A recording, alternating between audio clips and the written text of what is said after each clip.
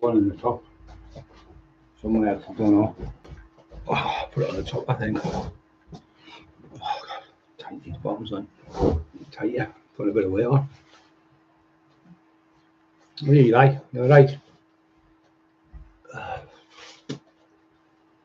Always smart, always clean, always shaved, always washed, always clean clothes on, clean underwear, clean socks.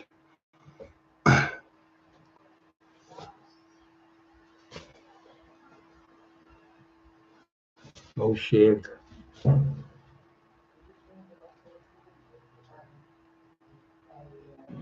It's embedded in you when you're a kid, when you're dad and things like that. Smart, always clean and that. Always in the bath and stuff.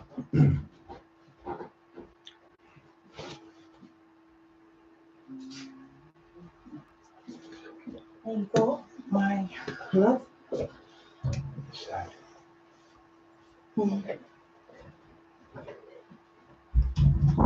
Let's wait a bit because not many on yet. We're on at 7 usually, so a little bit early.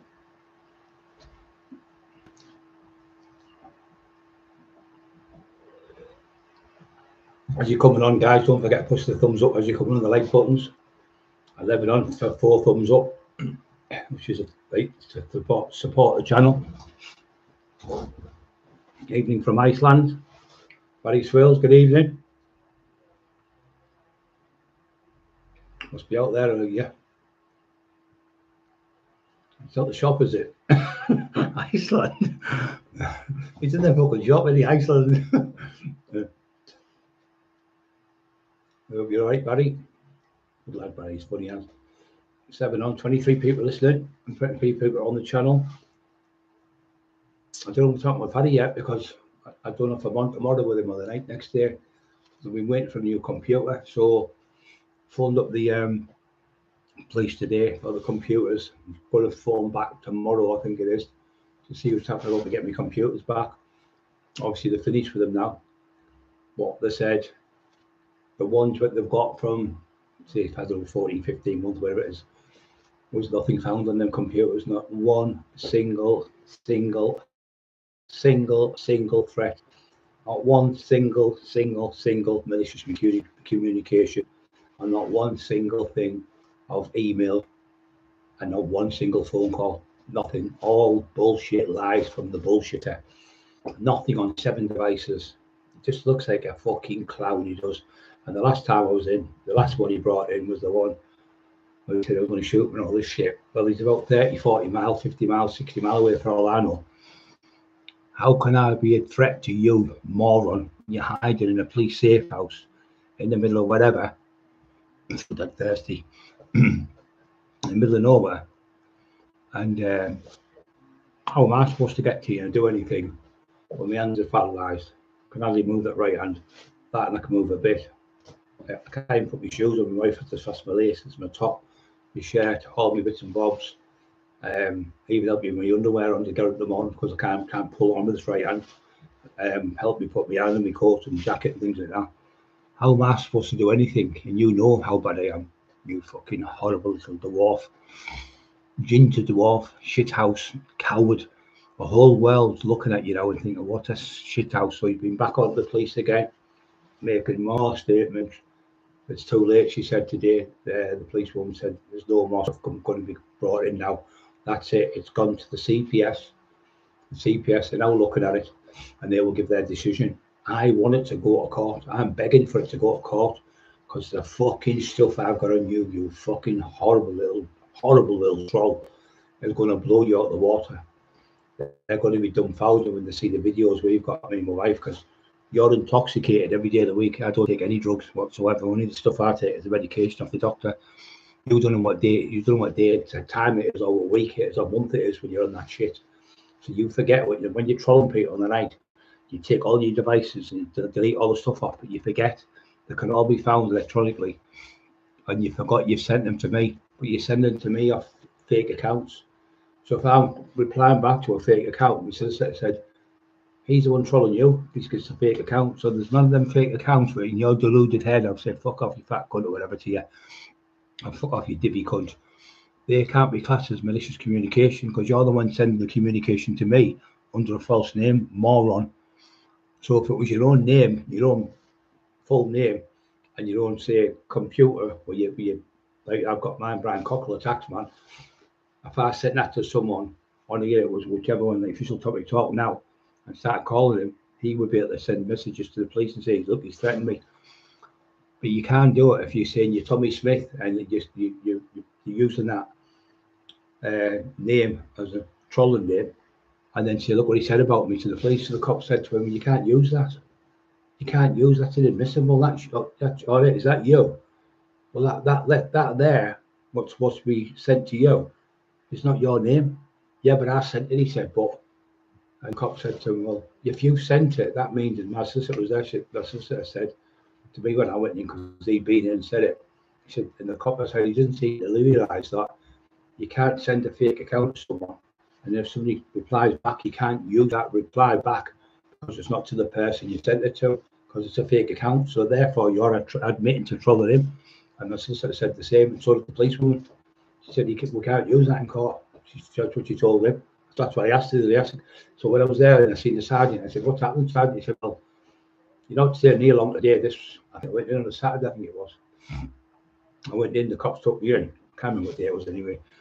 And they went, I said, what have you got now? He said, oh, I so-called threats to shoot him and all this shit. I said, but what proof has he got? He said, well, nothing, only his word, because he's given us the video. We can't make head and tail of it. Can't encrypt. It's all jumping all over the place. It's like, I can't remember the word he used. It's hard to read. You can't read it or anything, and the message it's jumping all over. So therefore, I don't think we'll be able to use that video. So I said, well, what have you got today? I said to use to go to the CPS. He said, I'm not going any further, O'Brien. He said, I'm happy enough with the stuff we've got. I'm just sending it to the police today. I said, oh, thanks very much. Thank you. He said, I thought you'd be happy. He said, I've had it up to here. I'm sick of hearing his name. He said, it's going today. They wanting to leave it longer. He said, but I'm finished today with this now. This is going, and it's going. He knows why it's going, because he knows I'm going to get off. I said, what do you think my chances? He said, honest truth, I can't see nothing happening. And I asked my solicitor. She said, nothing, because he's already turned around and said, I smoke crack and weed. He's already threatened you with all the threats, all the other stuff you've got. And he's already on there. I said all these horrible things, and Emma's got them all screenshotted.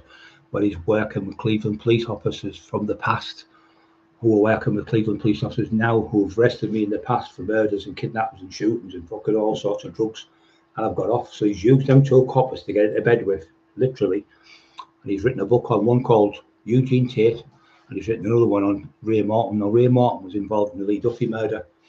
So he's involved in that. He's give him information, tinfoil, and give him information when by law he's not allowed to divulge any information because it's under the Official Secrecy Act sign. So that copper now, we spoke to the Met Office, Emma did. He went to he's in trouble, serious trouble. If he's given information on ongoing murder, it hasn't been given to not the members of the public, it hasn't been given to the public, and he's divulged that to someone else, he's in serious trouble because he's broke the Official Secrecy Act.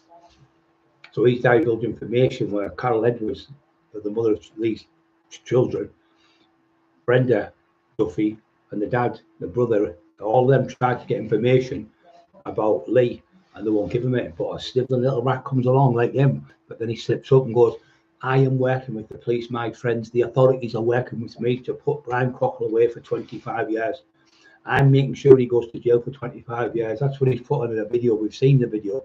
If you look on War Cry Publishing anywhere on here, watch it and you'll see him talking about his police friends and how they're helping him. And Roll Moat, look what happened to Roll Moat. All he had is an hour on him, he said, and he got shot.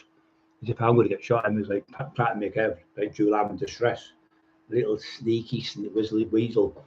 But he's fucked up by admitting that he's working with Cleveland police officers from the past, and Cleveland police officers from now have got a CID room, even though it's all probably bullshit, 90% of it. It's still enough to go in front of a judge and say this has to be kicked out, because look what he's saying. It's not like the moon landings I'm trying to prove. It's not like fucking aliens are coming I'm trying to prove. I've got the proof from his mouth and his statement on about a 40-minute statement where he said, my friend Ray Martin's been in the house and told me he's going to get Brian Cockerill's jail. And he's an ex-chief inspector of the murder squad. So that's a conspiracy to pervert the course of justice. Coppers now and coppers from like 30 years ago, liaison together. That's a conspiracy to pervert the course of justice. A massive, massive conspiracy. So these bastards, Cleveland police, are working with this little snivelling ginger bastard to try and put the taxman away, because they couldn't get me 30 years ago, they couldn't get me 20 years ago, couldn't get me 10 years ago. But this is what you're going to try and do, try and get me over a little snivelling snitch. And we all know there's been a police informant for the last 20 years, or 2 decades, I should say, over 2 decades. Gary Spencer, good evening, Brian. Thank you very much, Mark Emerson. Just been talking to you, Mark. Liam, how's your mate? Yeah, great. Liam Cush, are you Liam Cush? You okay, brother? Please subscribe and press that subscribe to the channel and hit the like button. To tell you what, there's that many people subscribing. It's unbelievable. Unbelievable. Paddy fell asleep last night, so I'm gonna have to phone when I get up. I'm getting up about 5 o'clock every day. My side and my right hand's fucking throbbing like mad. When the cold weather comes, and a lot of people have got arthritis, but these injuries I've got are horrendous. What I've done, I've had fucking 7 vertebrae on my neck done, and 2 in the bottom of my back. So I've had 9 vertebrae, the calcified bone all chiseled out, and 2 plastic vertebrae, like a plastic coating or whatever the fuck are. They've been put back on the backs of my neck, and I've got 2 titanium rods with 8 nuts and bolts each side, bolted to my neck, all down the side of both sides of my neck. It's pinned it together. So the titanium rods to keep my neck straight with all the vertebrae in place. And that piece of shit, what the fight me when I was in a wheelchair, threatening me with fucking Richie Horsley, threatening me to fucking have me killed by this one, that one, the other. And he keeps getting off all these things, the dirty fucking little robber he is. And he sat there with his fucking bloat over wife talking shite. They said, when his wife got cancer, she was in the hospital 1 fucking day and out the next, because humble stumble.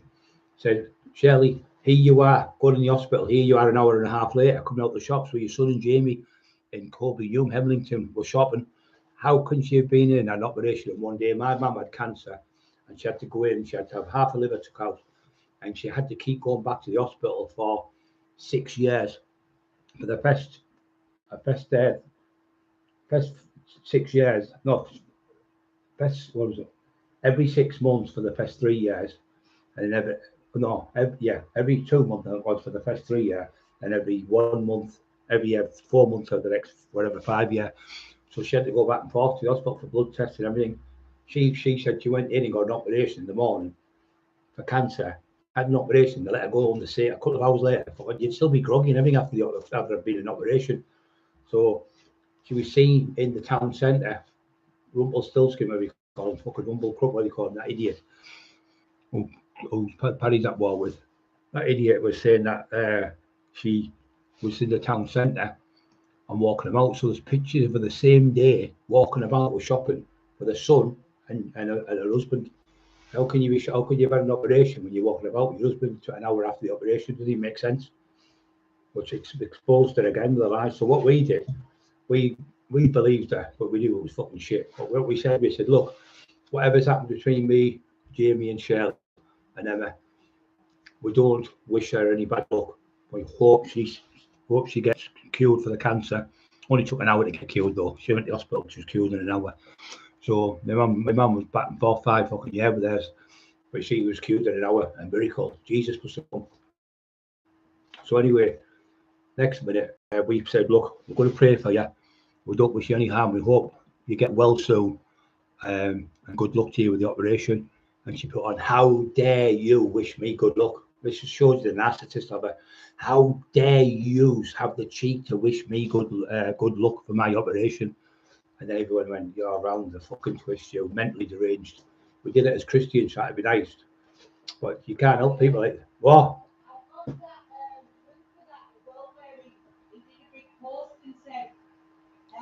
Don't you dare send wishes to my wife and all that. Yeah, she's got the post. She's shouting, don't you dare send wishes to my wife. How dare you send me wishes? How dare you? How dare you pray for? How dare you pray for my wife? That's what she said. Mentally deranged. Anyone would be over the moon, wouldn't they? 100 on, guys. Don't forget to push the like buttons. 20 thumbs up, which is amazing. Rich T Biscuit 78. Borough. Mark Emerson. Rich T. Who else was on here? So you've got me fucking twin twisted there. San Teo Cockerill. I haven't got a clue who that one is. I don't know if that's daft ass or somebody real. Timmy B's in the house. I think that's somebody being an idiot myself. Santa Fola, so just crackers. That'll be that idiot. That's the type of things he puts on, daft things like that. Pair of evil twisted fuckers. They are, mate. They are pure evil. St. Pete. Hiya, Pete. Yeah, St. Pete's been there and prayed for her. She went in with a fucking cancerous foot operation and came back out. She had the operation back out, and then I went walking down the town shopping with a big load of shopping bags. One bag was full of pie, Shelley. I noticed that one. It was full of the brim of pie. She'd been in there, not the pie shop, she'd been in a fucking Greg's or something, I think it was, in Cockerill. You seen her walking back with her but she had 2 carrier bagfuls of food. And then they were carrying bags as well with the son and the son and that little greasy fucker. And he said, he's calling me a cross-dresser. How dare he? I'm not a cross-dresser. Well, why Shelley open the back door? Night time. Come on, Beryl. You're dressed up with a wig. You've got a scarf around you like fucking the 1950s, like Nina Sharples on Coronation Street. You stood there. You've got a bra on. You've got knickers and suspenders on. You've got high heel shoes on. You've got lipstick on. You walk around the house, calling yourself Beryl. So how are you going to get off of that one? And how are you going to get off the one when you're offering me out when I'm in a wheelchair? Call me a spacker and a retard. And how are you going to get out of this one? How are you going to give evidence in a courtroom when you're admitted online what we've got that you smoke crack and weed? Your words, your video, what you made down in London, where you're shouting, I'm getting my mate Richie Horsey to fight you 30 times, you wouldn't fight him. I got my mate Mick Sorby to offer you out 40 times. I got my mate Paul Dennis to offer you out 25 times. I got my mate fucking Billy Tobin to offer you out 40 times. I got my mate Sammy Tate to offer you out. I got my other mate. It's never you, is it, Jamie? You're always putting other people's toes to get people in trouble. None of them said no, because when I phoned them all up, it was you doing it, pretending to be them. But you know what, Jamie? That's still classed as malicious communication. And the 40 times you've got one to do it, and all the others works out, Emma's worked out over 2,000 threats that be beaten up by you, sending your mates to phone us on the phone. And there was people phoning us up, like Decker Higgy phoned us. At the time, I remember the phones and told them it was you wanting to get people to burn me house down. Simon's going to court with us. We've got all the evidence with him. You're mentally deranged. Do you honestly think the jury this is going to go to the Crown or the magistrate? Do you think the fucking Crown prosecution is going to sit there and look like dimwits? Because they're going to look like idiots. And you're also shouting on there that you're also shouting on there that you're on the crack and the weed, and you also want to beat people up. You're absolutely deranged. The things what you're coming out with, the things you're saying, they don't even make sense. You talk shite, pure shite. You're telling people you're the ghost of Paul Paddy Conroy the week went, I knew he was cuckoo, Brian. As soon as he started mentioning the ghost of Paul Sykes comes to visit me in the night, and it text on my phone, on my computer, tells me what to write. And Paddy was going, it's Paul Sykes from the grave. Jamie, tell him I'm not a pedo. Tell him I'm not a nonce. It's Paul Sykes from the grave. Everyone's laughing at you over YouTube. You're a fucking idiot. Talking to Paul Sykes' ghost in his house, putting the willies up him.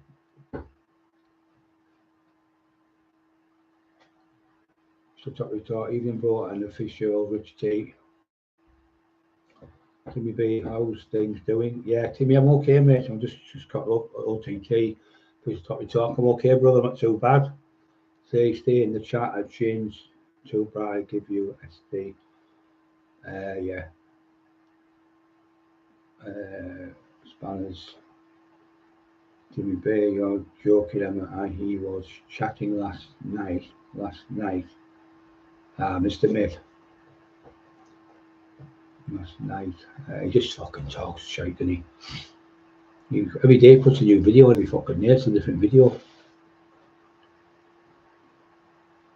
Yeah, he is full of cartoons, mate, full fucking cartoons. He is a cartoon, a ghost report. And then he said, when I go down the town where Lee Duffy got shot, he said, told me Neil Jackson, and then he said, when we walk past the Academy, Lee shouting, it's me, Lee from the grave.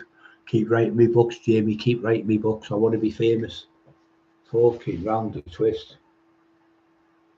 Jodie only have to see when you ask somebody to give a say the police pull you over and you think he's on drugs, then we can tell by your eyes, or if you're talking like a lunatic non-stop like he does, all that babbling, all the sweat pouring out of and everything. So they give you a drugs test. So when you've got somebody saying I take crack and weed, and you're in a court case with them, you have the fucking 100% right to ask for you can ask for two things: a psychological evaluation to see if he's compass mentis, which means if your compass mentis mean you're able to give evidence. Non-compass mentis mean you're on the fucking bend. So he's taking crack and weed. That's what's giving him a psychosis. He's also on Subutex. He's also on diazepam. He's on all them drugs, constantly on them. I've got tons of witnesses seen him taking them in front of us. Well, Bobby, Emma, the people, and Snooker, everyone seen him taking them. You fell asleep in front of 400 people and you were asleep in the crowd and they're all laughing at you. All them videos could be shown your behaviour, not the normal behaviour. Then you go in the back garden. You say to me, what's it like being shot? I said, I've only been shot by a couple of pellets. I ran across the road and I only got caught with a couple of pellets. I said, so I didn't really, it was just like a little, like a spud gun things they shot. And the lad shot me with a shotgun, but he was on the other side of the road when he shot it. And I've got 3 pellets in one leg and one in the other leg. So I don't really know. It's not like they got shot. So I want to know what it's like. So he got somebody to get a gun. And I don't know what type of gun it was. I haven't got a fucking clue. A BB or the fucking one of them thingy guns. And he shot him in the leg with a gun in the back garden. That's not the signs of a man who's stable and he's compass mentis. That's the sign of a complete insane lunatic. And then he jumps into a car and he drives all the way down to Liverpool and shots 3 or 4 eggs out the window and jumps back in the car and drives all the way around. Go. And that shows you the signs of him putting people's windows through. There's his fucking traits there, throwing eggs at windows, but it escalated from eggs to fucking bricks to fire bombs. But the thing is, what he's the thing he's fucked up with is when we ask for the drug test, they'll say, well, why would you ask for a drug test? We just show the video. I smoke crack and weed, Cockerill, and I'm going to fight you. I'm going to fight you, Steel City Gym, win, lose or draw. I'm going to fight you. Shouting your head off, and you're saying, I smoke crack and weed, you're shouting on there. So that proves you're on the drugs from your own mouth. It's not me trying to prove it, it's you. And you're admitted to working with Cleveland police. He's had to work with them because it's not like I'm trying to prove the fucking JFK Kennedy murder or the moon landings or aliens or something. It's not a conspiracy because he's already admitted working with these friends. The Cleveland police officers, my friend Ray Morton, who was on the police forces, the chief inspector in the murder squad for Lee Duffy, you're admitted working with him. And he's liaison with old police officers. He's an old police officer, liaison with new police officers to put me away. Your words for 25 years. And then you said you spoke to the judge in the trial. We haven't even got a judge yet. But even though it's mental, but you're saying you're not allowed to talk about an ongoing investigation unless you have proof. So, for instance, if the newspapers want to divulge information, they're not allowed to unless the judge tells them in the court case. They cannot divulge information to the public because you can't get a fair trial then. So someone could be watching this now and watching it and listen to what he's saying, and then I think we could sway the jury to give you a guilty. So therefore, he's broken them rules already. You're not allowed to that information. You're not allowed to give out against someone because it can't be in the domain of the public, like the newspaper or the YouTube, because then they can pick up on that and say, oh, mama, watch this. That man's supposed to threaten to shoot him and he's supposed to have done this and that. So that way you don't get a fair trial. So that's like, there's another way of getting it out. But the main one is the idiot is shouting he smokes crack and weed. So we say, right, well, hair follicle test. We know for a fact you were on it every day and night. We know for a fact you were on every drug going. You can't help yourself. You're complete fool. So what's going to happen to you is when you get that drug test and it comes out, the case will be kicked out. And if you don't give it, it'll still be kicked out because they'll say, well, why are you, say for instance, you get pulled over with the policeman. You say, right, I want to do a drug test under the grounds of such and I believe you've got drugs in your system. You just go or drink on your system, you blow on the thing, come back, you're either guilty or not guilty. Now, if you don't do it, it's a sign of guilt. So instead of you getting, say, a year ban, you'll get a 3-year ban and a £600 fine and reset your test. And yeah, if you don't take the test, if you don't take that test for us, they'll know you're on drugs and the case will get kicked out. So then I can take my case up against you, you fat cunt. And let's see how clever you are then, fat man. Take the cassette out and turn it round.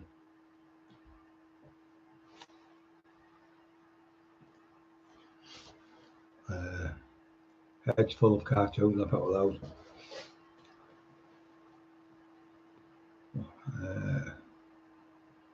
Yeah, work with me. No, Zap mate. Yeah. But hit the press the like button, guys. Everyone's okay. 20-ounce gyms, yeah. 20-ounce gyms, and that couldn't we say you want to fight me with 20-ounce gyms on instead of 20-ounce gloves? Yeah. Jimmy ripped Turner. Yeah, he ripped Marty Turner as well. There's all these people being ripped. Gary Spencer, Mark Emerson, James Ford. Oh, next fucking kill me. Yeah. So yeah, Grangetown Eston. Yeah, he was from there, Marty Turner. He was nearly 80-year-old when he ripped him off. So yeah, it's the same fucking shit every time. I think now. So we're waiting now to get the see what's going on with the cops for the the paperwork for the CPS. So we don't know what's going to happen yet because it hasn't yet. They said to me, the cops, the last time we were there over, I can't remember, 2 weeks ago or something, that would go in 2 weeks. So they said that'll probably take 2 months before it comes back. But he's giving information out now again yesterday about the court case again. You're not supposed to say a fucking word about it.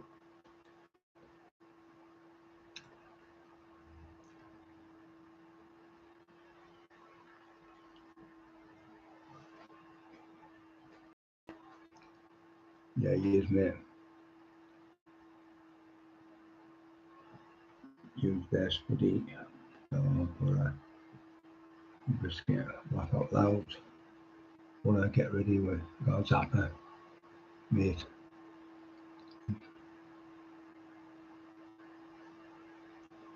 Please hit the like button and press subscribe to the channels. Yeah. 20-ounce gym, yeah, 20-ounce gloves he's supposed to meant to say, but he said he's off his head that much, 20-ounce gyms. So all the devices the cops have spoke today to Emma, I was on the phone, so she spoke to them to give permission. They're going to phone again tomorrow and see what's happened with the stuff they've got there. So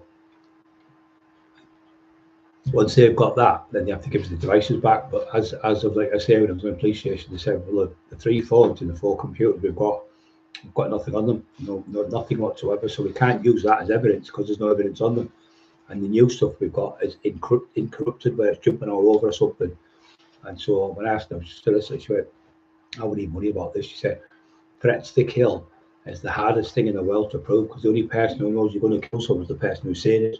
And they have to be able to carry out the threats, like have the capability to do it. And now if he's 40, 50, 60 mile away from me or 70 mile, wherever the fuck he is hiding, how could he be in fear of his life? Because I said if he comes to my house and does it, he hasn't been to my house, so he's never going to come to my house, so it's never going to happen. So therefore, so he said exactly, he's not going to come to your house, and he hasn't been to my house in 16 months since it happened. So why am I going to go looking for him now for 16 months? So they're going to say, wait a minute, nothing's happened to you in 16 months, so why are you bringing it to court now? It doesn't even make sense. It doesn't even make sense what he's doing.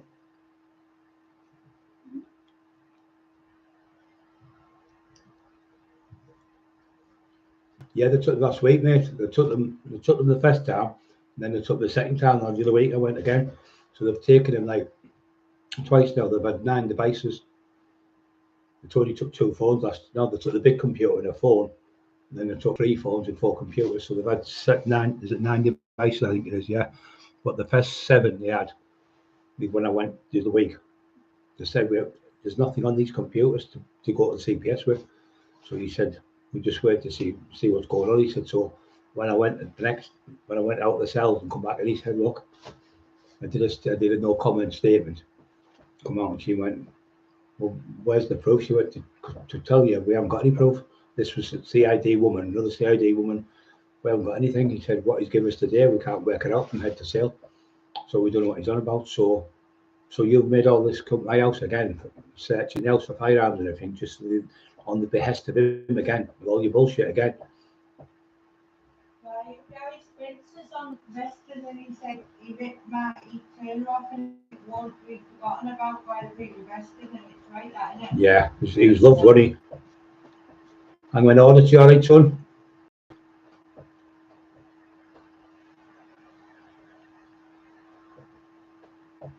Yeah, he's just a fucking thinks he's a clever cunt.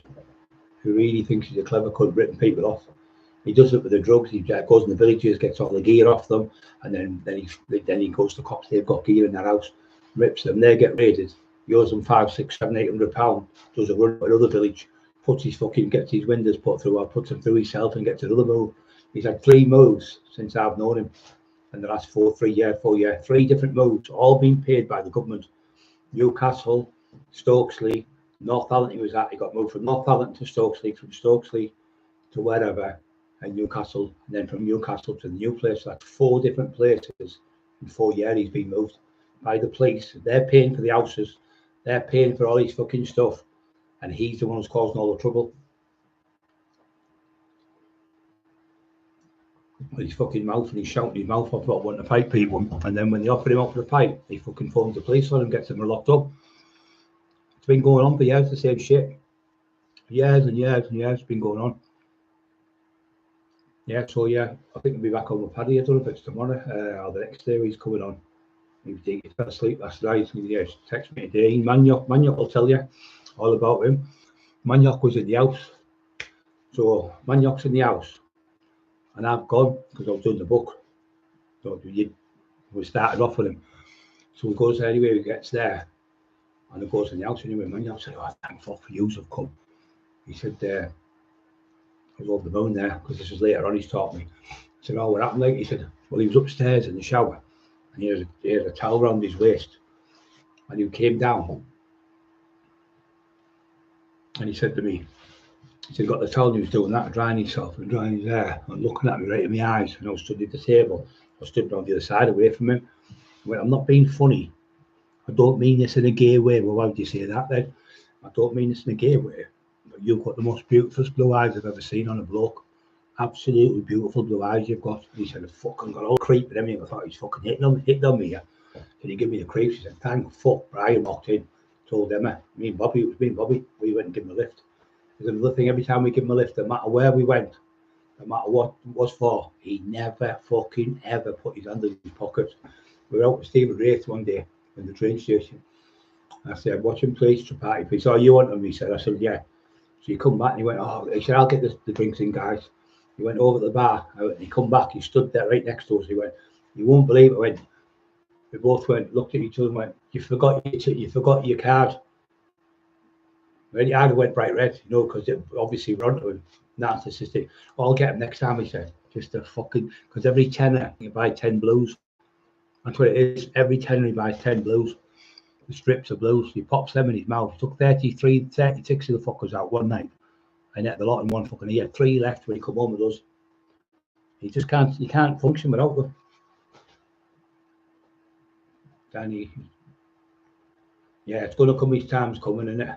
Lilac, you okay? Light Flower, I hope you're okay. Timmy B. Cheetah Whopper. Bless Lilac. Nice of you.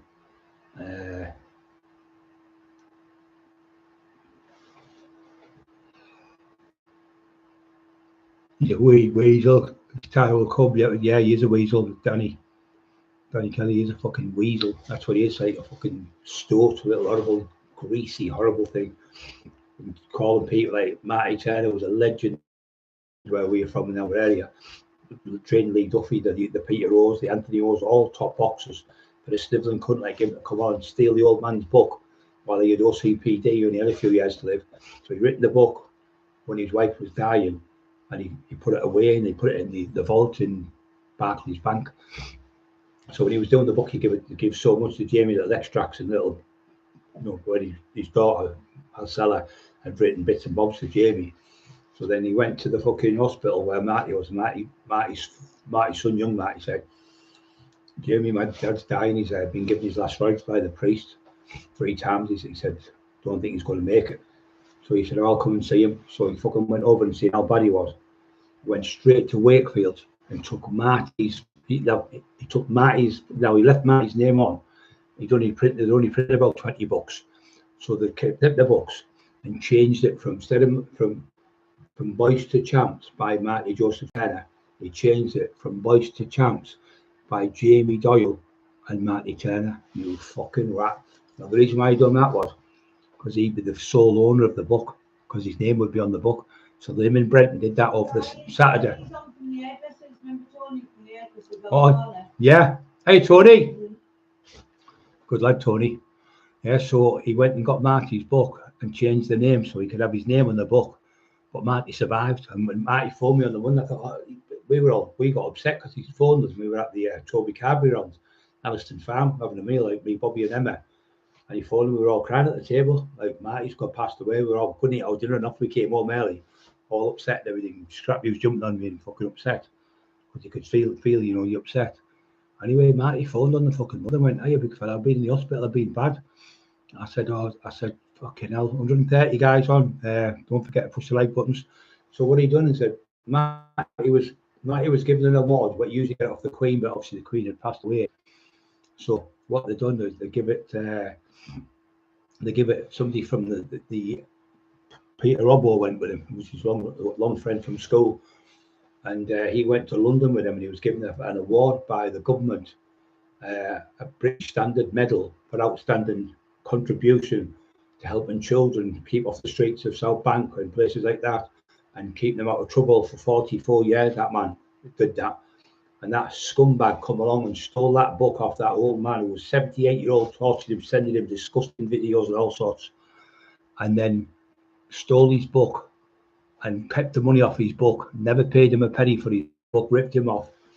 And the book was actually for his handicapped grandson who had cerebral palsy. It was to get him a little car thing. Them cars, where only one person sits in it, so he could go to college. That was his aim, to get the money towards the car to help his grandson. That piece of shit was sending him 27 pence, 37 pence, 40 pence in the post, in a bank statement. So we went to court. The judge said, well, how come Mr. Turner has got 50% of this book and you send him 27 pence? The book's selling at £15 a pop. The judge said, I can't work out. He said, oh, it's not doing well. He said, don't come that with me. The judge said, I've just looked in here and I've looked at that book. There's 2.5 million boxing books in the world, and Mr. Turner's is ranked at 256 out of 2.5 million books. It's doing really extremely well in America and Australia and all around the UK. So it's doing really well, the book. He said, so don't be coming that with me. So Marty only had 2 weeks to go. He had all the proof. He owed him something like 7 or 8 grand it was. And he died 2 weeks before the fucking trial. But Terry won his trial. They had to give him 1,350 books back. Terry got his books back. I got my book back. Marty got his book back, but he's passed away now. And I got my book back. So I bet the books. They were saying he's only getting the book back so he can change it and get more money off the book. Jamie and Shirley. So what we done, me and Emma, we only got 2 books back. But we've set the fuckers alight, so there can't be any more books written with that, because it was like the resurrection of Brian Cockerill. I should never have did it in the first place. All the Christians would say, no, you can't say that because only Jesus can rise from the dead. And loads of Christians were telling me they're right. Brahman and Gal Ballery and Cy Ballery, all the top lads were saying Brian's a bad omen, you know.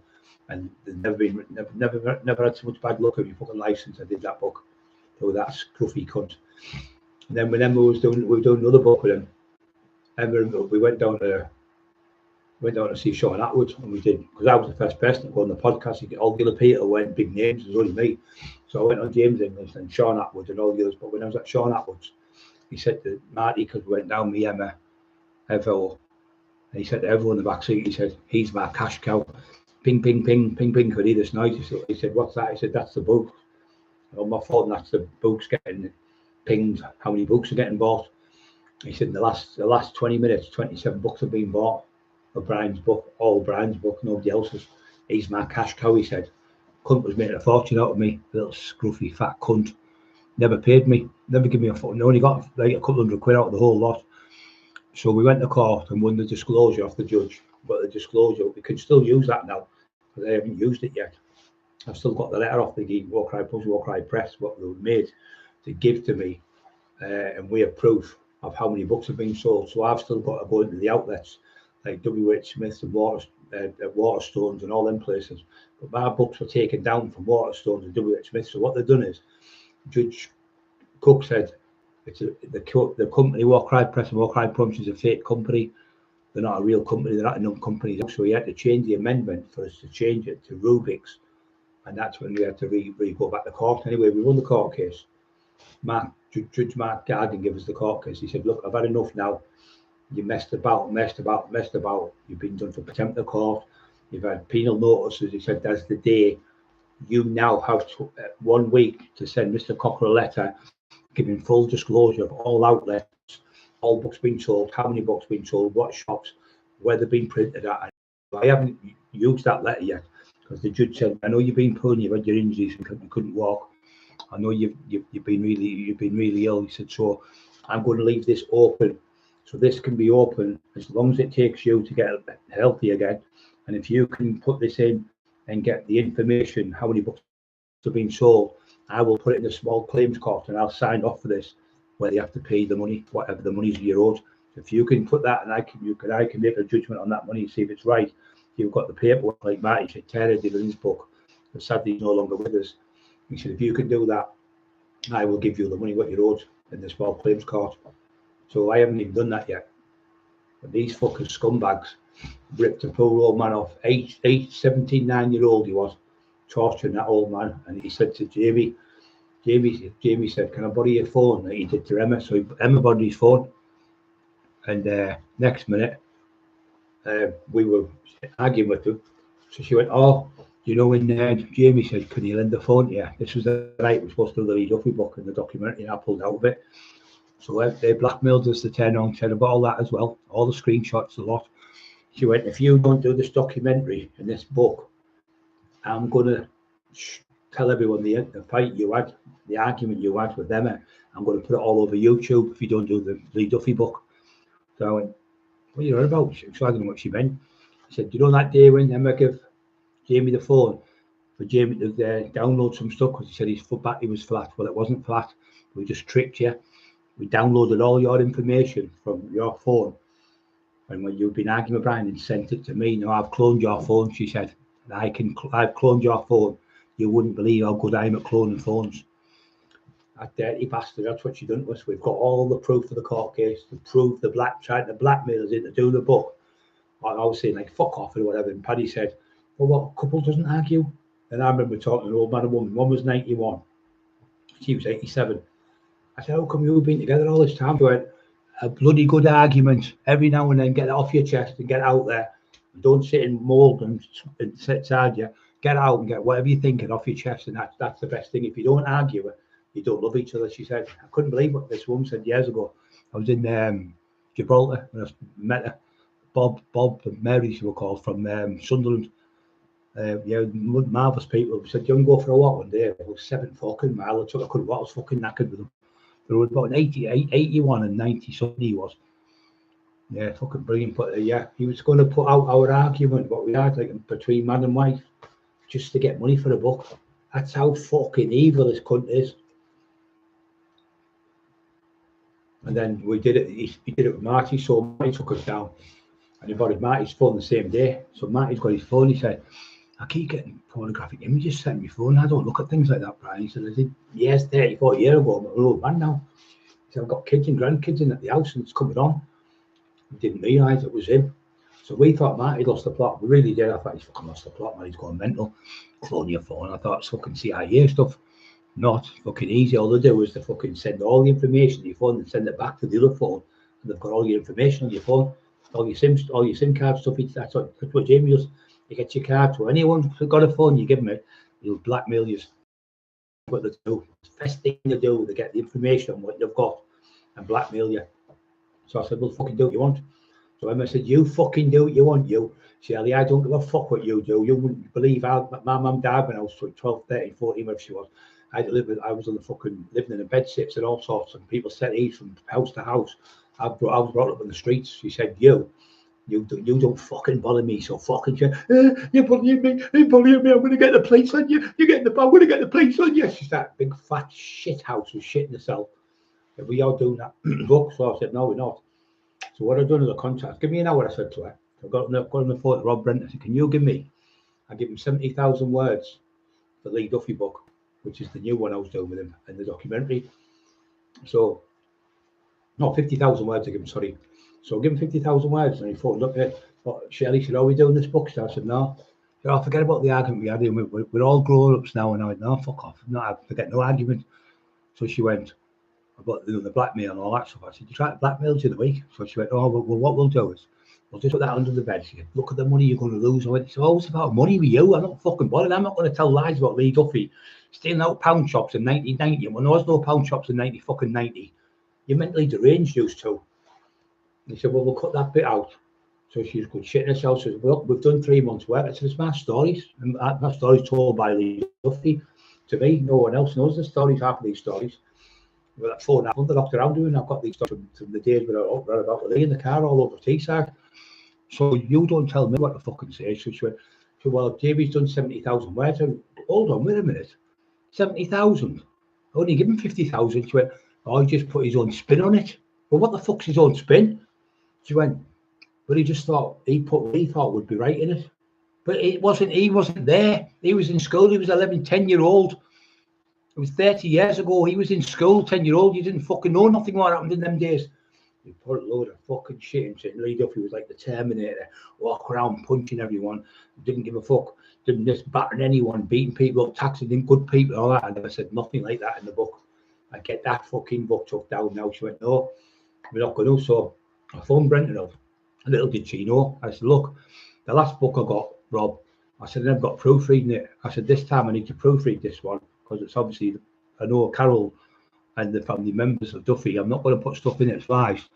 And how's he put 70,000 words? I need to prove it." "Oh, that's no problem. I'll send you. I've got 50,000 here, so I'll send you the 50,000." So he sent me the 50,000 words. And what do you think I did? Do you think I went, "Oh yeah, I'm going to make 5, 10 grand off this, or 20 grand off this book. I'll keep the book for myself and do it myself"? No. What I did, I got the 50,000 words, what was put out in the book, and I went 5, 4. She went, "What's she doing?" She's giving the book away. "What do you mean he's giving the book away?" I said, "Shirley, you've tried to trick me. You've tried to blackmail my wife. You've tried to blackmail me. You're vile. You're horrible. I don't want nothing to fucking do with you. And your husband laughs at children being raped. I have nothing to do with a man who's laughing at kids being raped by Paul Sykes." I said, "You're going to fuck off." She went, "Don't you understand how much money, how much hard work we've done?" I said, "Yeah, I do." I said, "You get nothing. Nothing. No one's getting nothing. This is going away now." "What do you mean it's going away?" I said, "I'm going to go 5, 4. So what I done is I sent it to all the people on the internet. I think I had about 10,000 people following us at the time. I sent it to everyone got it on the internet. All the people were watching that night. Went to thousands of people, so the book could never ever be written again because it was sent to that many people. It's finished. So I ruined the book for the cunts. And I was over the moon with it.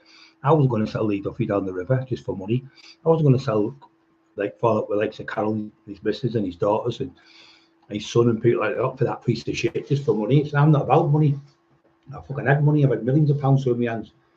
It's just a fucking divvy.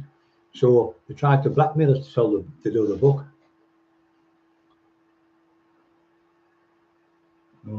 He rambles, does Doyle. Yeah, he just rambles. Fucking rambles a lot of shite. He just makes the shit up as he goes on. Geordie boy, he was blocked by White Hope. I believe that from East End, my dad was the character new and stuff. It stuck in me, Brian, as a kid. Yeah, down there now. Stuff, yeah. You've got it. You know what it is, mate. You're brought up in that way. You stay that way. I mean, we even said to him, "I hope she gets through an operation. We pray for you." "How dare you?" She went, "Tell him not to do it. Please, tell him. I'm begging, please tell him, just do me a favour, just one thing." She went, "Just one thing." I went, "What, Shirley?" She said, "Do you know it's Lee Duffy's anniversary today?" I said, "No, I don't. But you know what? Thank you, Lee. Thank you. It was his anniversary. He died 30 years or 31 years, whatever it was." So I went, "Thank you, Duff. Thanks, Lee." I said, then I pushed the button. She went, "Oh, don't. Just sleep on it. Just please sleep on it and think about it." I went, "Nah. It will give you more money. I'll give you more. Instead of 30%, we'll give you 40%. I went, "Fuck off." I said, "I'm not interested." So I went, bang, pushed the computer, and I went to everyone. She went, "What a stupid thing to do." And that's why they hate me. I've exposed them that much. Everyone knows what they are. They come on, I've got no time to come on. I've got to work and I've got a business and I'm opening the Paul Sykes movie next week and Paul Sykes is I'm interviewing Paul Sykes next week on my Ghost Line. I'm down London doing the Ripper tours. I found the Ripper murder. He's fucking round fucking Fruit Loop. Found Jack the Ripper murder. He's talking to Paul Sykes' ghost. Fucking no. He's on crack and weed. He smokes crack and weed. So how the fuck am I going to get? How is he going to be able to give evidence in the courtroom with all them fucking things he's admitted to? And it's on the Jimmy O show. Yeah, on the Jimmy O show. Watch that. He's telling you there that I guess Scully is it? Go on the Jimmy O show, and you will believe everything I'm saying. You think the Cockerill's rambling and all this. You go on Jimmy O show and watch where it's called the Jimmy O show. Jamie Doyle talks about Paul Sykes. So it's Jimmy O show. Jamie, you know his full name, talks about Paul Sykes, and you'll see in there, you won't believe the shit that comes out of him in there. And he's laughing at a 13 and 14-year-old girl being raped by Sykes, and I was fuming with him. And the stories he tells about on there, about me offering Sykes out and taxing him. He's saying on here, he's lying bullshit. Tell the truth, bride, puts that shit on all the time. But the thing is, he's talking about me. I'm already giving the information to Ebenezer Green's flat, going to put it up, where he's talking about me when I was in my day, saying Brian was the greatest fighter ever. In his day, there was no one bigger than him. This is when I first got with him. His name on the streets was the Law. He was the Law. He was the biggest name. He was the biggest gangster ever in Teesside, the best fighter. And everybody knew him. Everybody talked about him. And everyone loved him in the streets. And when he was out, his name was massive. So Brian Cocker would never hurt innocent women or children. He helped so many kids. He's done so many good things. But don't get me wrong, he's done some bad things as well. But he's done a lot more good than he has bad. He said, but he'd never hurt anyone like me and my wife. He'd never bully anyone like me and my wife. He'd never bully children or kids. Why are you saying it now, Jamie? Because I've exposed you. And I've won the court cases and all the other things I've won. So why would I be lying now? I've been telling the truth for the last 4 years. It took 4 years to come to fruition this. And now we know it's fucking you. Everyone knows you're a liar. Yeah, you always listen to your dad. You always should listen to your dad because he's been through all the stuff what you're going through. He's already been through plenty of times. So yes. Yeah, if you go on there, the Jimmy O show, Jamie Doyle talking about Paul Sykes, and you'll hear him laughing about him walking in shops, pissing on the bread, going in snooker halls and making people stand on tables and take the piss out of them, threatening to beat them up if they don't go on the table.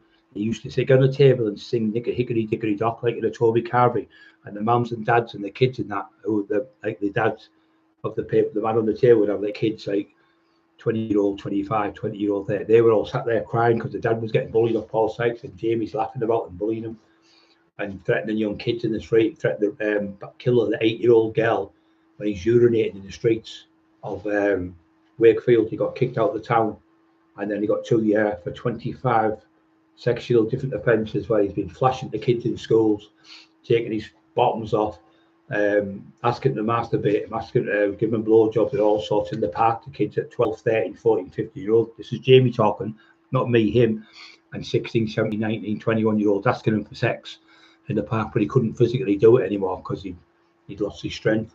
Exactly. In other words, he still wanted to do it, but he didn't have the strength to hold him down and rape him like he used to. And that's what happened to him, because when the end, what happened to Sykes, all them people he bullied and put on tables and made them sing nursery rhymes and stuff, and the ones he beat up in parks, and 15, 14, 16-year-olds became 18 and 19, 20, went looking for him. So one day Sykes finally got his fucking comeuppance. They got him, about 8 of them. They fucking kicked the shit out of him, battered him all over, hit him, smashed him, set him alight with petrol, and set him alight. It was in a big skip. The whole skip went up, but he was screaming in the skip, burning like fucking the skip. And the kids were kicking the fuck out of it with pieces of chair legs and everything. Nearly killed the fucker, and rightly so. So when Peter Duffy was on, no, Peter Fury was on, when he was in jail, he said Sykes would sleep with anything, anyone. And this is where Jamie gets the thing where he said, I'm going to bum the dog from. He says Sykes would even sleep with the dog. That's how bad he was. And Johnny Nelson, the Sheffield fighter, said Paul Sykes died the most horrific death that anyone could die. but rightly so. What he did in life was disgusting and vile, and when he died, he got his comeuppance. He certainly got his comeuppance. What he did to people. He even used to go to his sister, little sister's bedroom, and grape her and sexually abuse her every night because she got the book back for Jamie because Paul Sykes written the book in 1972, I think it was, and she got it back because she was alive, obviously sister. So he conned her. He said, "Get the book." So for £200 or £300, they bought the book back because it was in the domain. It was never written by Tinfoil, that book. It was written by Paul Sykes. So what he done, he just stole the whole book. He got it for 200 quid between him and Brenton. They said to the sister, "We'll give you 50% of the book," like they did with Marty, like they did with me, 37.5%. I never got fucking paid. So the girl gave him 50%. She never got a single penny off them. And she went to his house and stayed. And while she was at his house, this is where he comes out where the ghost lives. So when I was at home, all of a sudden the glass went past my table like that. This is on the Jimmy O show. I know you think Cockerill's making this up in his head. The glass went like that. He said, "You see that, Shelley?" She went, "Yeah." That. And all of a sudden another glass went by that, and I'm going, "Fuck, he's off his head, this cunt." And he's sweating like a fucking lunatic, pouring a sweat. He had told me I'd been on the game for two days on the coke and two bottles of whiskey. One was whiskey and one was Southern Comfort. And he's on Jimmy O, and Jimmy O went, "He's off his head, him." So he was going, "Oh, stop like that." And he said, "I've got anxiety again." He's going, "He's off his head that much, you can't breathe or nothing." So when we're going down there, he keeps going in the garages. I said, "We've just been and stopped at a garage 10 minutes ago." He said, "Oh, I need another week." Come back out all powder on his nose. He's fucking off the barnacle. So he's on there, and he starts dropping the diazepam. He's dropped them in the car, all over the manual car. He's picking them up, popping them blue things in his mouth. Like, fucking hell, he's mentally deranged, this cunt. So we gets there, and Jimmy's like, "What the fuck?" Anyway, the cameraman sussed him straight away. And I said to Jimmy, "I'm really sorry." "Can't be here." Keeps gone off, isn't it? It's gone off again, for fuck. I don't turn subscribers only mode. I don't know what's happened there. Fucking thing keeps going off. But it was still on. Yeah, so we went down anyway, and he's popping on his blue tablets anyway. He was talking to me. He goes, "Oh, Paul Sykes was the greatest swimmer in 1974, I think it was." He said when he was at Blackpool, he met two girls. One was 13 and one was 14. And I thought he was going to say, "I took him for a day out. I went for the sandwich. I got them an ice cream." He said, "Oh," I said, "Oh, what happened?" Like, he went, "He had a threesome with them." I went, "Eh?" He said, "Yeah, that's rape." He went, "Oh, no, they give consent." I said, "He was 31-year-old and they were 13 and 14-year-olds. Do you really think that?" He said, "No, but it's classed as like, he never raped them. They give consent to have sex." I just thought, "You're a fuck." That's the day I knew he was wrong. And then he was on about the kids in the park and he was trying to rape them. I went, the thing is, he still wanted to do it. His urges were there. So it proved all them times in jail he was doing this. That day proves, and he knew he was wrong because he was still asking kids for sex in parks, 14, 13, 12, 15-year-old kids. And he's on there. It's called the Jimmy O Show. Jamie Doyle talks about Paul Sykes. I'm telling you now, you'll never ever watch anything as bad in your life. You'll come off that show and you'll think, "Fucking hell, it's terrible." Yeah. 136 on, guys. Don't forget to push the like button. There's 58 on. Let's see if we get. Last night, I think we hit 108. I thought last night was fucking Sunday, me. Or not. Monday day, so I thought it was fucking Saturday. I was all over with me tablet I took. Because I didn't get up till 5 the day before, 5 the day before that. Because I'm not getting up because the pain of me is fucking horrendous with this right hand. It's all blown up, swelled up to bits. And because it's cold now, my hands are like freezing cold. Like, if you touch my skin now, my face is warm. My hands are like a freezer. And it was terrible having to fucking go through this shit with that cunt non-stop torturing me for 5 years, nearly 4 years. Would keep trolls out unless make fake accounts every 20 minutes.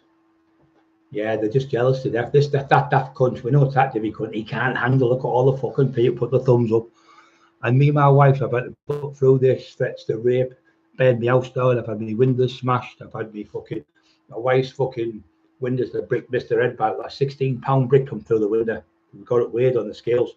She jumped on there and it was £16 on the scales of the brick. Would have killed my wife. There's a big hole in the floor there, a big chunk of out. And Jamie texts back on one of his fake accounts, but we know he did it deliberately, knowing we'd know which one it is. And he also said, I'm going to blow your head off like Lee King got after Allo stabbed, got the knife through down. So Lee King got shot in the head and they had to give him an open casket.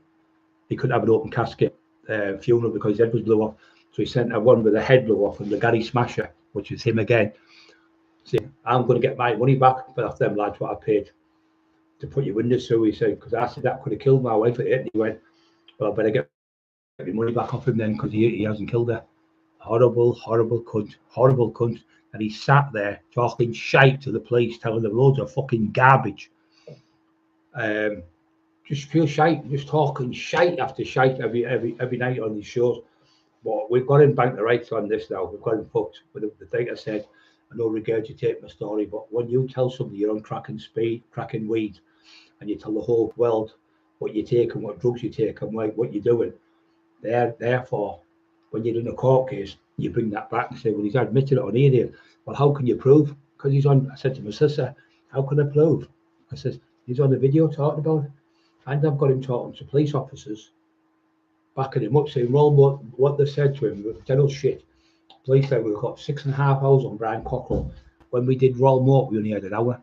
This is what he's saying. The cops have said to him. He said he's been speaking to Ray Mallum, the ex-mayor. He's also been speaking to another bloke who was in the murder squad, which was Eugene Tate. He was in the drug squad. But I mean, Duffy told him to fuck off one day. Davey come from South Bank, he was from crank, couldn't fucking sleep. But that Ray Morton, when I was speaking to the police officer in the case, she went, I never liked him, she said, in the old days. We all knew he was bent. Even the fucking copper said that at the police station about him.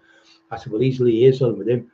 I said, you watch, when you go to his computer, to Jamie Doyle's computer, and you try to get that from North Yorkshire, because that's where his handle's from, you will not be able to get that computer because it's encrypted and it's blocked.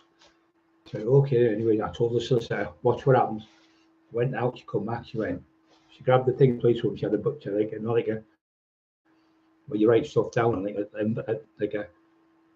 you have a letter, where you get your notepad, she had one of them and a pen, and then she, like a ruler thing, she went out, threw it on the table, but this stinks, this case, to high heaven.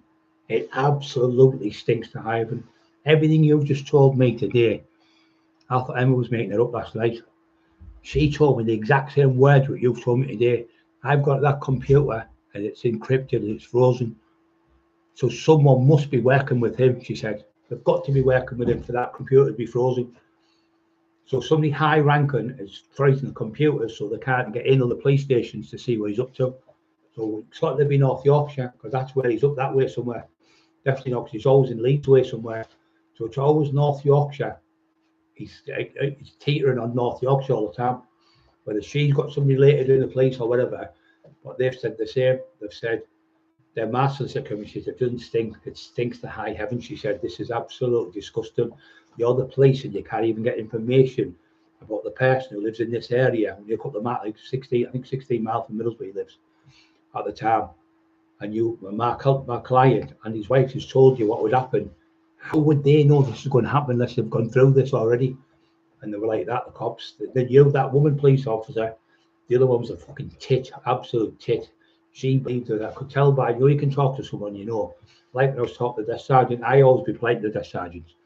I never kick off with them because they're the ones who'll give you your bail and stuff. Hey, Sergeant, lads, everything all right, everyone? I always be nice. So to start grabbing my hand, to start fighting back, they always say when he comes in, you can hear him say, don't touch his hand, don't go near him, just let him walk through. Whatever you do, don't fucking start grabbing his arms out or pulling him about because he'll start kicking off. He said he will fucking believe me. He'll go through you. He said, I'm telling you in seconds, just fucking believe me.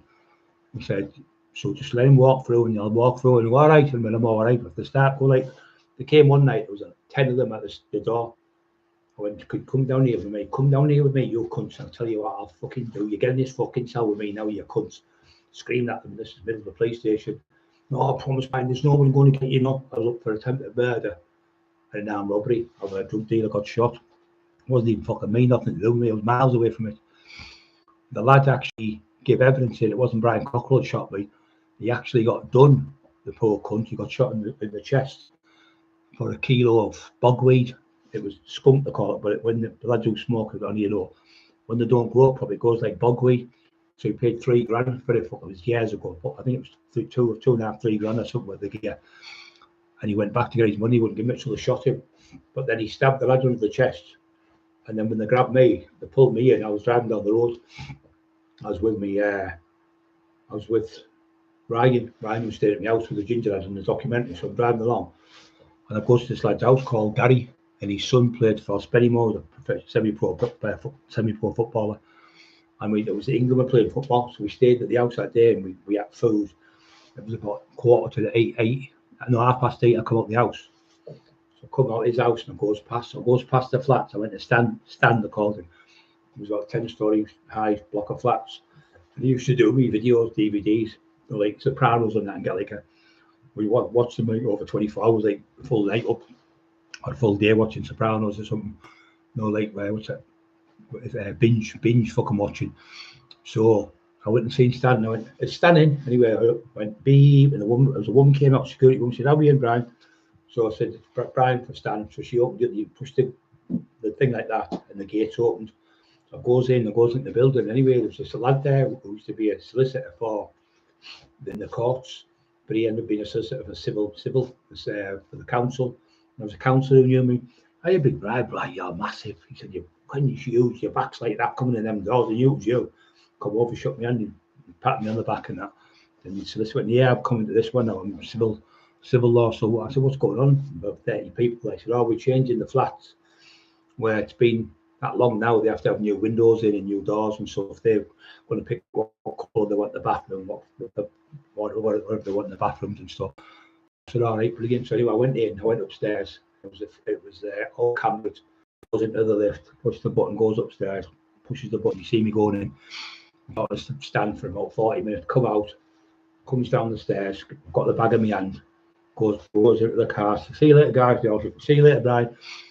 So the cops, there's a van goes past, and I clicked them. I seen her. She looked at me like that. I thought she's after me. That could. So I'm driving down the street. I was in a Vectra housing, 2 litre, yeah, black one, like a charcoal grey. And I'm driving up the road, and then further up, I seen her again.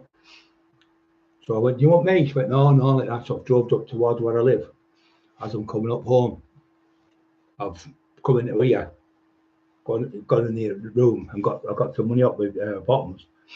And I've been out with Teddy that day over Middlesbrough, getting a few debts.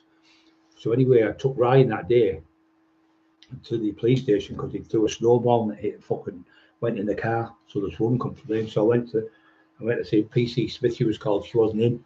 So I had the same clothes on what I had all day.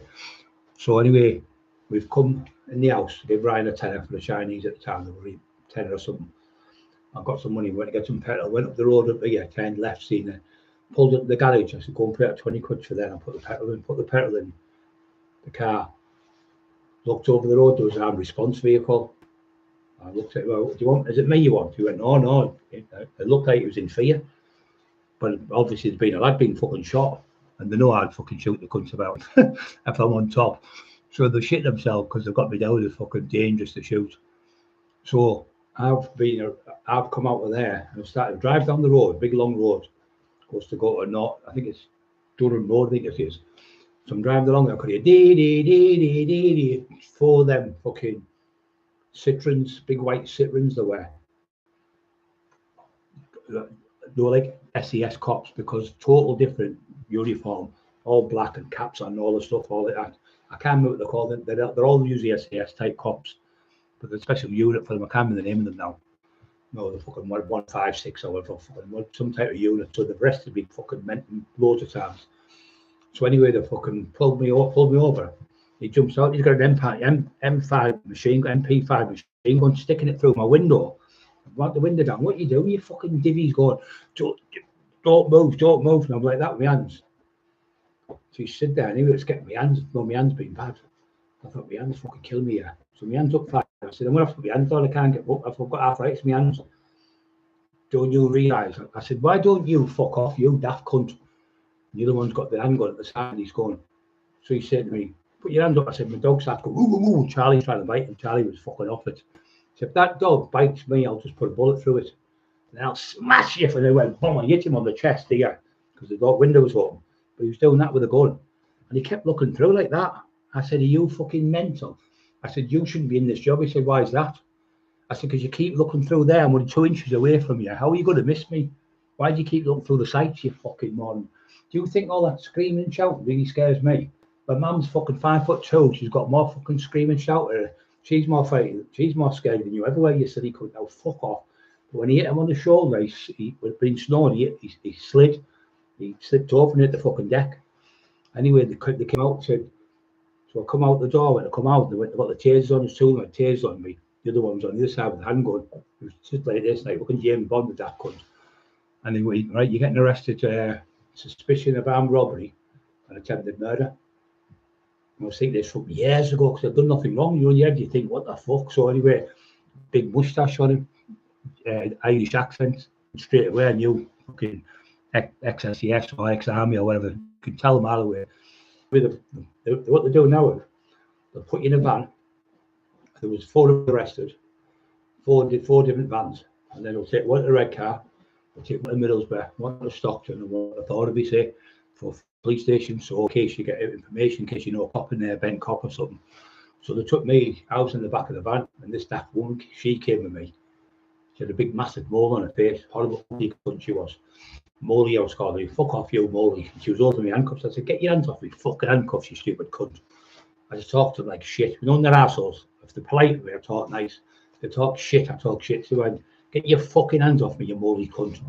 And we sat there on the thing anyway, in the back with this big cage. You can't kick the doors off. I used to in the old days. I used to be able to kick the fucking doors off the hinges. You can't do it with the ones now.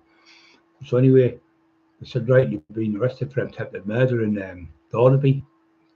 Anyway, I thought it must be about years ago, something, what's going on, maybe speedy or something. I thought, anyway, they're taking me to the red car, which is about 20 miles away, 15, 20 miles away. Goes to the red car, goes in there, and that was massive. So they said, we need to take your clothes. I said, yeah, well, I need other clothes. I said, well, we'll give you these. So they give me, I said, I can't get them on. He said, oh, you're going to have to put your own clothes back on. He said, we're going to have to go and get. So they sent somebody from, because they were already here, they had metal detectors, everything down my fucking house, because Ozzy sat outside, my mate, who was a plumber. He sat outside, and he kept coming in to see what they're up to. They were sitting making cups of tea, me with my house, cheeky cunts, eating my biscuits and fucking. I had 9 DVDs as a taxman. When I come back, there was only 3 left. They must have helped themselves to a DVD, cheeky cunts. So anyway, so I'm in now for attempted murder and armed robbery, right? So I'm there anyway. They said, oh, well, here's your clothes. So I said, they won't fit me. I said, I needed like a size 12, size 1. Look at the size of his fucking hands, he was saying, this young lad. He was only about 24, 25. One of the coppers was a copper. The other one was a group 4. And he used to train in the gym where I trained. All right, big Brian. I went, yeah. Remember me? I used to train in the gym with you in Steel City, Chapel Gym. I said, yeah, I remember you, mate. I said, listen, do me a favour, tell her to take these handcuffs off. My fucking hands, I've been them on for an hour. She's going, I said, what are you doing? Will you fucking behave? Calm down, bro. I said, don't start that shite for me trying to make me look I'm not a baddie from something on camera. I want the handcuffs taken off. My hand was all fucking swollen. So I said, right, I want a forensic scientist right now in this police station. I want my clothes investigated. I want you to keep your hands off and put them in a plastic bag, seal them until she comes. So I give them my clothes, put them in the bag, put them in the thing and left them. He's done all that for me. No one touches my clothes until that forensic officer comes. So then she came about 40 minutes later. She went, but you're confident, aren't you? She says, I've never heard of anyone being done for attempted murder and armed robbery, ask for a forensic scientist to take the stuff. I said, what does it tell you? She said, looking at you, I think you tell the truth. She said, she was dead tall, about 6 foot. She was really nice. I said, look, I've no trouble with you. You're just doing your job. I know I'll get a fair crack of whip now. So she took all my stuff and I knew I had nothing on my clothes because the clothes I was in the police station with. So it was the same clothes, so I couldn't have changed or whatever. And if I did fire anything, I had a bit of stubble then. So it would be in your face when you fire a shotgun or a handgun. So I said, yo, you've shot a lad with a shotgun. One of the cops come back in and said, bad news for you, Brian, but the lad has just passed away in the hospital in North Tees. Well, I'm really sorry for his family and him, but I know nothing about what you're talking about. I haven't got a clue. I says, please don't insult my intelligence with your stupid little games. No, fucking troll off, go on, divvy cunt. Anyway, I waited. Anyway, this other woman came. She was a solicitor for what Great Beer, I think she was from. And she said, "Oh, have you said out?" I said, "No." I said, "I know what to say." I said, "I'm doing statement." She said, "No, don't do statement." I said, "No, please trust me. I know everywhere I've been. I've got the same clothes on I went this morning." I explained it. I said, "All right, good." So everything is, I told them. I went to the shop. I said, "Eva was in a shop. I was on them tanning jabs. I was fucking browner than a Pakistani." And I went there. I was like, "What are you doing? How much is this?" He was laughing like fuck. The bloke, he's a friend of mine. When he said I'm racist, he was laughing like fuck. I said, "I'm not asking 199. I'm asking 55p." And he was laughing his fucking head off, this Asian lad. And we were in there. So me and Teddy were in. So they went around there and seen him. And I said, "I went to Gary and Lisa's and watched the football. His son plays for. How would I know his son played for these teams?" Then I went from there to the flats where I met Stan. There was counsellors in there, and they asked the counsellors. He was laughing and joking with us. He wasn't sweating. He wasn't out of breath. He didn't look scared. He didn't nothing. So they knew. Anyway, when I went to the next police station, which was from there to Middlesbrough, the Middlesbrough cop said, "Do you really think Brian Cockerill will be that fucking daft to be in his own car, shoot someone 4 or 5 hours before, and still be in the same car driving around in the same clothes?" And the cop, the old school cop, knew it wasn't me. So we've got 2 witnesses, Brian. I said, "Okay." So they put me in when they do an interview. Witness number 1, the perpetrator was about 5'7" to 5'8". Brian's 6'1". I'm 6'3" and a bit. Brian was 18 stone. I was 24 stone nearly. How the fuck is that, mate? 2 of them together, isn't it, mate? The car you drove off was a red XR2i. I said, "How the fuck could I get in an XR2i?" So what happened? It was like an horseshoe where it was, and there was a nurse in there who knew me from the hospital when I was in hospital. But I got shot with a divvy with a gun. It wasn't serious, but obviously still shot me. So I had to go in anyway. Fucking, she remembered me being there. You know, it was the first time she dealt with being shotgun pellets. She said, "I've never dealt with like a firearm." So she never forget it. She said. So she said, "That's not Brian Cockerill. I treated him a few years ago." Funny enough, it was a shotgun that night. She said that person who was over there was about 5'7". He was about 11 stone, 12 stone. So the woman who was even describing the people, there was a nurse who lived there and a couple of people. There was, she said, in the Middlesbrough Evening Gazette, 33 armed response officers attended the scene where Brian Cockerill was arrested, and he's now helping police in Middlesbrough Police Station, wherever the fucking come out with another person, blah blah blah blah blah. So anyway, fucking, they took us in anyway. They kept us in. They said, "Oh, we're gonna give you bail." I said, "Wait a minute, what about the witnesses?" "Oh, we're just going to leave that." So you're trying to tell me you're going to give people who are witnesses? You would have me in here now. You'd have me in the cells tomorrow. You'd have till tomorrow. You'd give me at 10 o'clock tomorrow. You'd have a 2-way mirror, 2 or 3 of them, and I'd be stood behind it or sitting down, and you'd have the witnesses there to pick me out. You wouldn't wait 6 weeks to let me come back. And they said, "Oh, by the way, we have to take your gas key off you, and we have to take your electric key off you for evidence."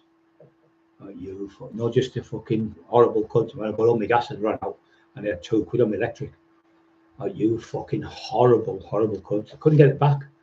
Months and months I had to get a new bloke and to come out with the key. I had to wait 2 days for him to come out with the fucking key.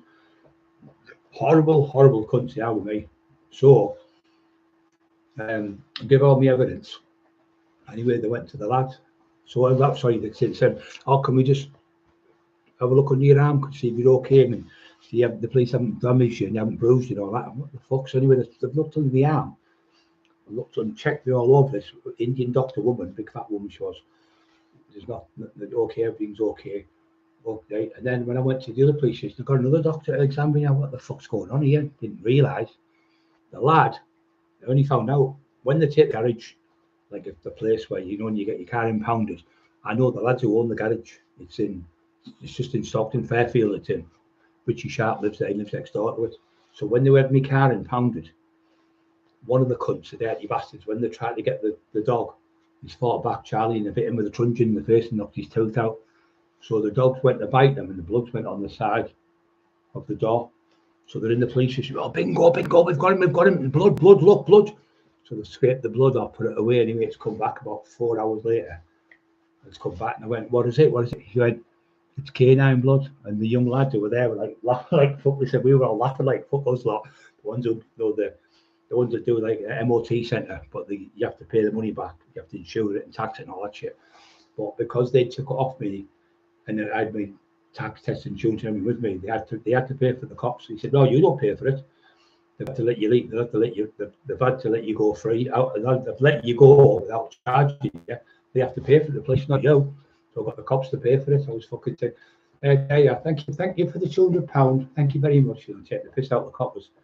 But they thought they had me with the canine. They thought it was normal blood, but it come back canine blood.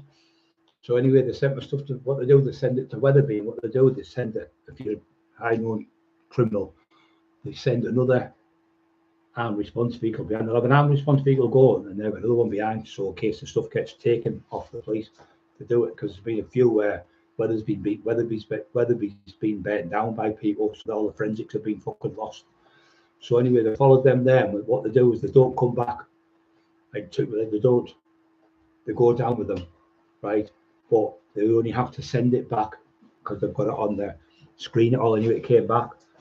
No powder residue whatsoever on his clothes. No DNA or nothing found in his clothes. Nothing. We're fucking devastated.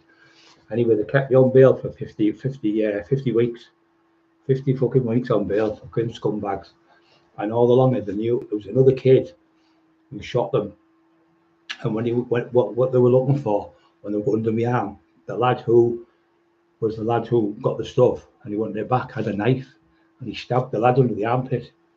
So that's why they were checking with the armpits. Thought I'd been stabbed under the armpit, but obviously they knew it wasn't me in the end because they seen me on camera and they went through the shops. They went to Tesco's as well, got shot out at Tesco's. And Teddy gave his story. He said, I've seen him with me. We went up to the town and we got a couple of deaths. You can see me outside the shops on camera getting money off a lad, £600 debt. He borrowed the money off someone to pay it back and he hadn't paid. So we got off the cut in the end. No further action. It came in the post 50 weeks later. They can't beat me, the daft cunts. They've done every little trick in the book, haven't you, you dirty cunts, and you've never got me. Now you're thinking, we'll use tin foil. We'll use it to put Brian Cockerill away. That's what we'll do. So I've been on an hour and 22 minutes. Fucking hell, I thought I'd been on about 3 hours. Has it gone off and come on? It's got to have gone off and come on, has it? 75, watching 75 up. Right, I'm going to shoot because my back's killing me tonight, guys. Thanks very much, everyone. So I'll speak to you soon. It's been a pleasure, but I'll find out when I'm on with Paddy. I'm not sure now, but I'll find out tonight.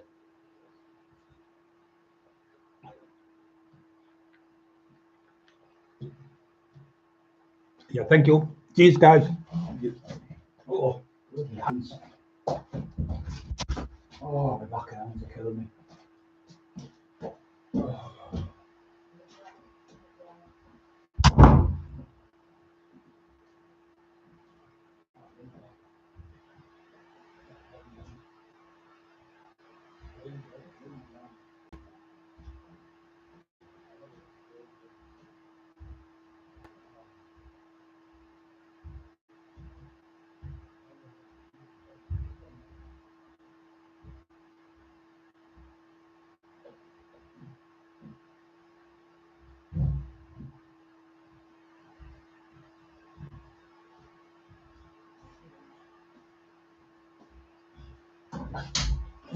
What were you?